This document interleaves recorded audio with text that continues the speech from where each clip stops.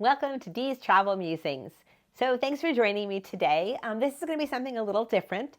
As you know, most of my videos are very visual heavy. I like to give you a lot of information. I like to show as well as tell when I'm talking to you. But I also wanted to have something like a vlogcast where I'm not going to heavily edit it and I'm just going to talk about travel and cruising and how that all works for me. I got a lot of questions. And I want this to be kind of the informal part of Cruising with Dee. So as you can see, I have not locked my kitty out of the room. This is a brand new kitten. His name is Loki. And he hates it when I lock him out of my, I guess my studio here to film something because he is very attached. He's only 4 months old and it's bad enough I travel so much without him. So anyway, so what you can do with these, I'll always tell you it's Dee's Musings when I put these up. So if it's not your thing, you don't have to watch them. But you can easily just put this on while you're making breakfast in the morning, getting ready to go out. I love like watching these kind of, right, it's more like a listening thing where I have vloggers I like who I do watch, but then I like when they do something that's closer to a podcast where I can just put it on in the background while I'm doing a task and listen as well. So these Dee's Musings will be listening instead of watching for the most part. So if you're looking for beautiful photos of the cruise ships and the places I've been, you're not going to find them here. All right, so now that I got that out of the way, I wanted to talk a little bit about my channel and the direction it's taking and like how I'm taking you all along with me for this journey. First of all, I want to thank all of you who subscribed. I have over 700 subscribers, and this comes to as a great surprise to me. I basically started learning about video in February when I decided to have a channel, which I started in March. And I thought I'd have a lot of time to figure this all out and what I wanted the channel to be before a whole bunch of you started watching. But thank you for starting watching, and it's made me figure this out a lot quicker than I might have otherwise.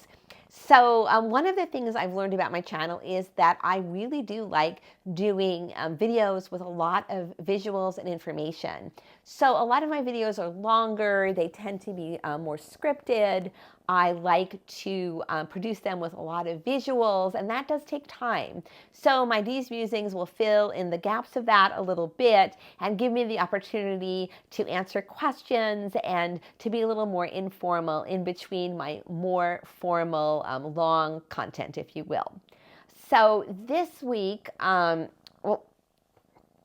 if you are interested in, if you've got a question for me about travel or the process of making videos on YouTube, any of that, the process of making this vlog, I would love those questions. Please put them in the comments and I will give you answers to these questions in my future Dee's Musings episodes. So right now I want to So one question I've already had from several viewers is what's coming up? Like what cruises do I have coming up in the short term? So I'll tell you what I've got coming up through March, and it's quite a big schedule. First, I'm going to go in August. I'll be traveling most of the month. The first week of August, I'll be in Seattle at a conference, but I will be covering the travel aspects of that for this channel. I will be covering my flight over on Delta, and we'll be doing some of the tourist things in Seattle since it is a cruise port. So we'll cover that first. And then I'm taking off directly from there to go to Japan for nearly 2 weeks. My daughter lives in Japan full time, and I spend a lot of time in Japan because of that. Have not been since the pandemic, so I'm very excited to be going back. I will be spending time in Tokyo where my daughter lives, and then a lot of this vacation will be in Hokkaido, which I have not been to. I hear it's absolutely beautiful and has some very lovely, and has some cruise ports that I will be reporting on as well. So that'll be the first 2 things I've got coming up. And then I have in the fall, I've got 2 cruises currently planned. I will be going to take my first Royal Caribbean cruise, which I thought I really should do because I have a channel on cruising and they're like really large in the cruise industry. So I'm going to be taking the Wonder of the Seas out of Port Canaveral for a week-long Caribbean cruise. Also, it'll be my first time in an interior cabin. That should be really interesting. And then I am going to be going on just something I just booked. When I came off the Venezia, I got my first offer for an ultra Carnival gambling cruise.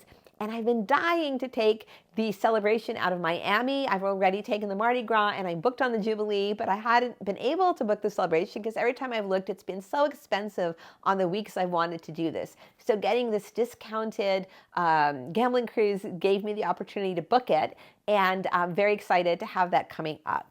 Then, very unexpectedly, I got an offer for a free cruise on HAL, that's Holland America Cruise Line. I have not cruised with them in probably about 10 years.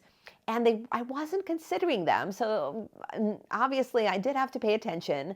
I was offered several different cruises, and I am going to be going on a trip to the tip of South America and Antarctica. And very excited about that and to take you along with me.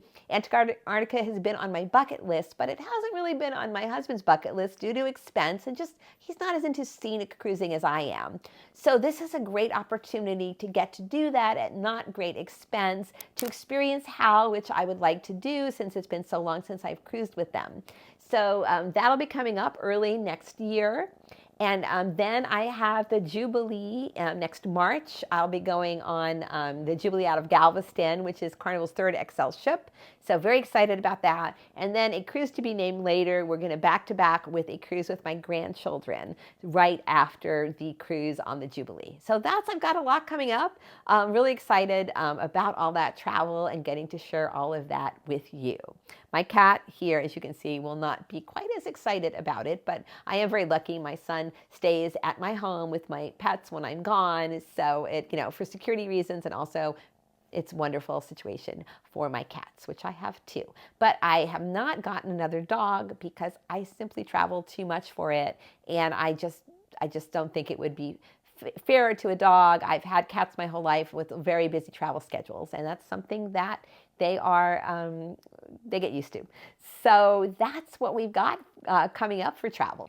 Another thing I want to talk about in Dee's Musings will be occasional news stories, kind of more my perspective on the news stories. I go back and forth about whether or not I'm going to do a daily or a weekly news like cruise and travel news segment or not. There are so many people in this vlogging space that do a great job at that, and I just don't know if you guys need someone else to be doing it in the same way.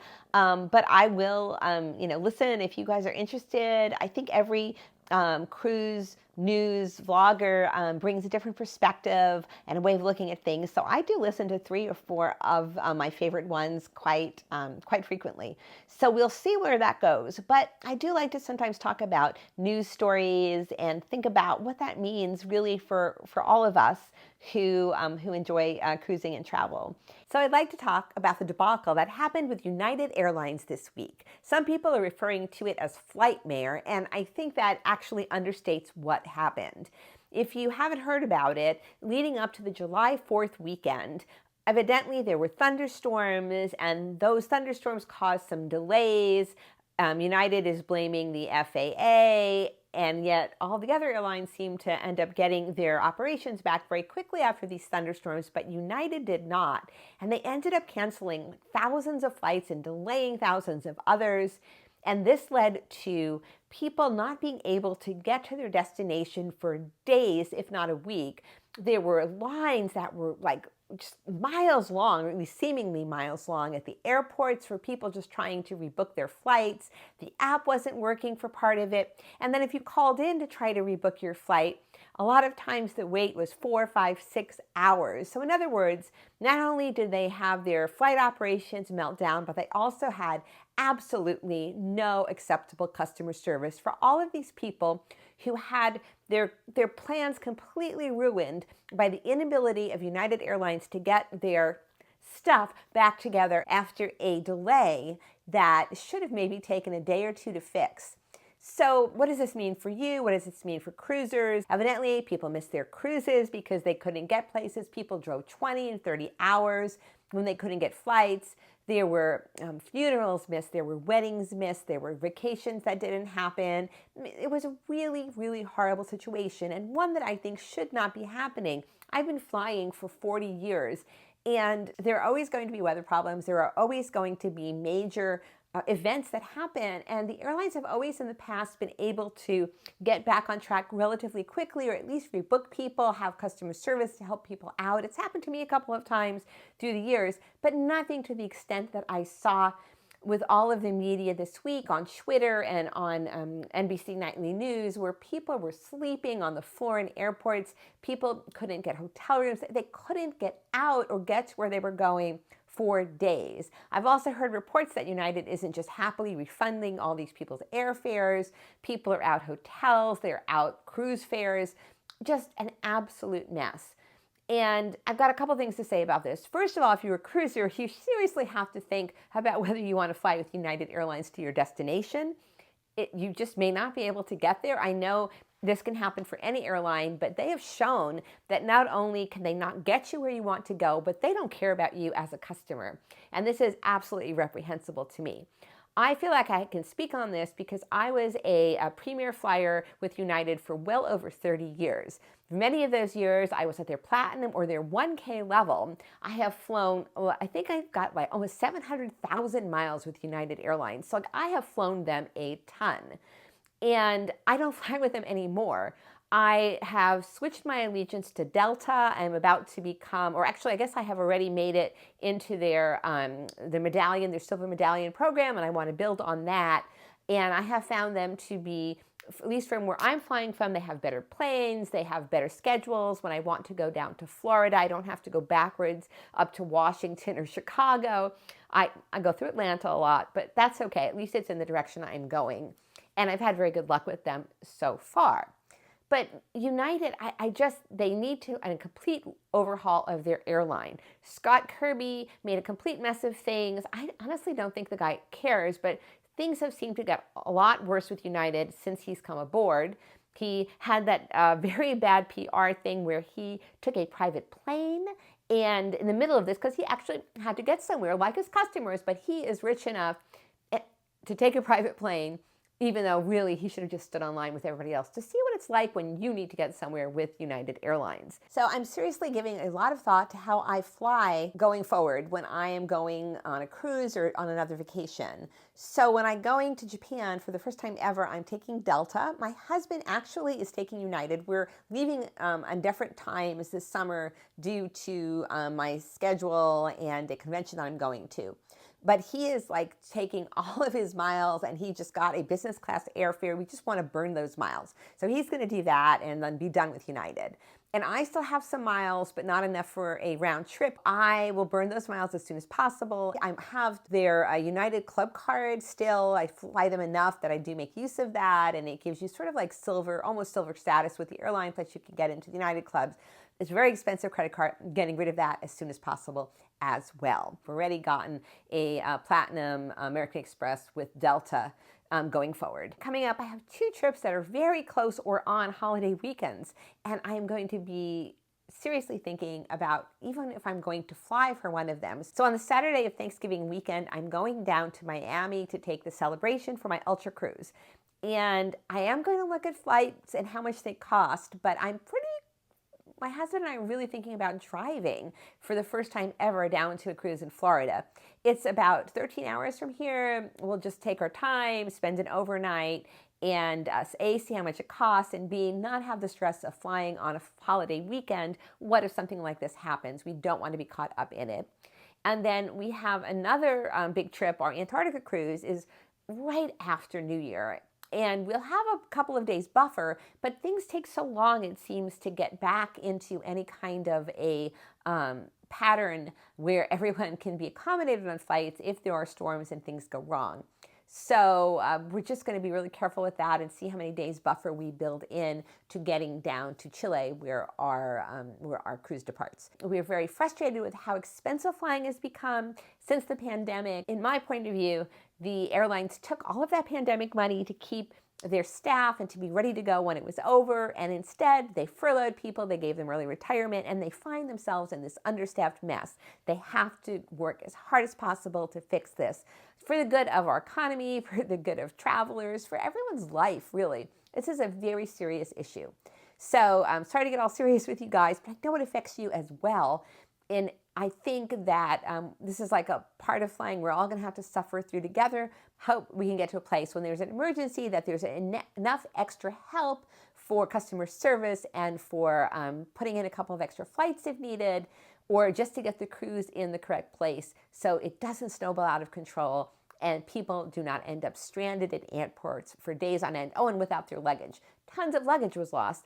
Also couldn't understand how people weren't sent out, but yet their luggage was sent out on flights. Another thing I cannot understand. There's got to be a better way. If you're not going anywhere, your luggage should not go without you. Okay, that's it for my rant about United Airlines and the state of flying today. So let's talk about something else. And one very interesting story that happened this week was the collision on Sunday night in the wee hours between a ferry and a boat right in the Miami channel of the port. It closed down. Unfortunately, it was a bad collision. One person lost their life in the collision, and so they had to close down the entire port for ships going in and out until 2:30 the following afternoon. And this delayed 3 cruise ships until about 2:30 in the afternoon to be able to disembark, which means that I'd say the vast majority of people who were leaving those ships to catch a plane missed their flights. And then also embarking, it really delayed the embarkation. So all of those people were just on hold. Instead of getting on their ship at 10, 11, or 12, they didn't get until really late. And it also delayed them being able to get out of the cruise port. So I'm not sure if ports were missed, but it definitely affects like your schedule when something like that happens for the entire cruise. So it's just something interesting to think of. Like I tend to book later flights when I do disembark a cruise ship, even if it means kind of a rough day hanging around at the airport, because I'm always worried something will happen.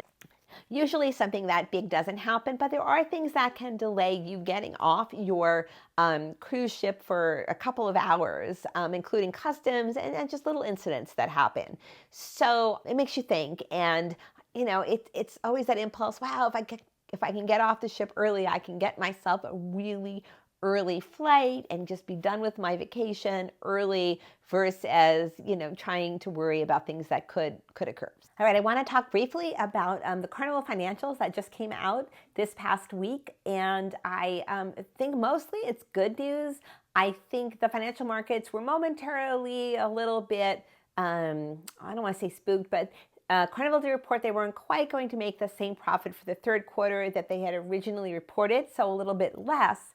But all indications are that Carnival is on the right track, recovering from the pandemic and doing really well.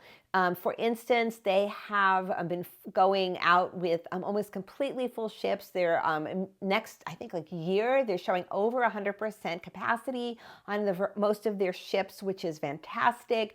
Also, cruise fares have been going up. They can get more. They're not having to heavily discount like they did right after the pandemic was over. This is great for Carnival, for its surviving, paying its debt down, not having to go into bankruptcy. So I think this is great news. You may or may not know that Carnival Corp owns not just Carnival cruise ships, but also Princess Cruise Ships, HAL, that's Holland America Cruise Line. Also, they have Costa, I think P&O, like a whole bunch of brands. So it's not just, I'm not just talking about Carnival branded ships, but Carnival Corp as a whole and all of the different cruise ship brands that they own. So very important for the industry that Carnival stays healthy. Not as great for cruisers in the sense that it's harder to book at the last minute. I'm a real last minute cruise booker. I have a lot going on and it's hard for me to book. I often also book my cruises based on discounts. I like a good value. I have a lot of choices, and so something has to get my eye on a good value for being on the cruise ship. And I know a lot of you are the same. I think it's going to be much harder to find discounted fares at all going forward. I mean, especially not going to see cruises for $100, $200 like we were seeing for a little while coming right out of the pandemic. Because they just can't simply offer cruises at that price anymore with inflation and what it is costing. Everything is so much more. So even though cruising continues to be an incredible value, really is, if you look at it versus land-based vacations at the moment, they still are going to have to charge a lot more and to cover and to make a profit and be financially healthy, as well as for having to they don't have to discount as much when they're going out with almost 100% full or over 100% full ships. The other thing that was mentioned when all the analysts and Carnival executives were talking about this was how healthy the bookings are. They were having record bookings. I think they've had their best first and second quarter ever for advanced bookings, and the third quarter continues to be very healthy as well. So that's all very interesting, and it may affect the way we choose cruises, how far in advance we have to choose cruises, and what kind of discounted cruises will be available going forward. So I want to talk about that vis-a-vis our cruising lives. And then I also wanted to talk about one other story that caught my eye, because we've had a bunch of man or woman overboard stories lately. And this week also, a woman fell off the Royal Caribbean, I think it was a Mariner of the Seas, and she was rescued. So they actually got her out of the water, and she's alive. I don't know how she's doing. But the story is, and I've heard this rumor now from 2 different sources, that she was actually just sitting on her balcony trying to take a selfie, and it all went wrong. So a lot of times, people are trying to commit suicide when they go off a cruise ship. It's very rare that you get an accident like this, but obviously it can happen. So I just can't even, I'm someone who's always trying to get the best picture possible, but I can't even conceive of trying to get a selfie and falling off a ship. It's so unsafe. Don't sit on the railings of the balconies. It's just a really, really bad idea. I'm sorry that this happened to this woman. I'm glad that Royal Caribbean was able to save her, but it's just, please be aware. I want the best image as well as the next person, but I don't do dangerous things to do it, and neither should you. So I think that's it for today. I just want to talk about a couple of the news stories for cruising industry. I wanted to tell you what my upcoming plans were, and a little bit about my philosophy on cruising, doing this vlog, where I'm going, and what direction Cruising with Dee is taking. So thank you for joining me for this. Like I said, we will meet up about once a week for these musings, talk about just kind of what's going on in cruising, and also I'll answer your questions, anything you'd like to know, cruising, travel, what it's like to have a YouTube blog, all of that good stuff. So thank you so much. If you haven't done it yet, please be sure to subscribe. We are trying very hard to get to 1,000 subscribers. We are over 700 right now, so it would be awesome if you haven't subscribed yet, if you would join us with a subscription. And also, please hit the like button for my videos. It does tell YouTube that you value my content and you're more likely to see it in the future. So thank you for joining me. You're watching Cruising with Dee, and this has been Dee's Musings.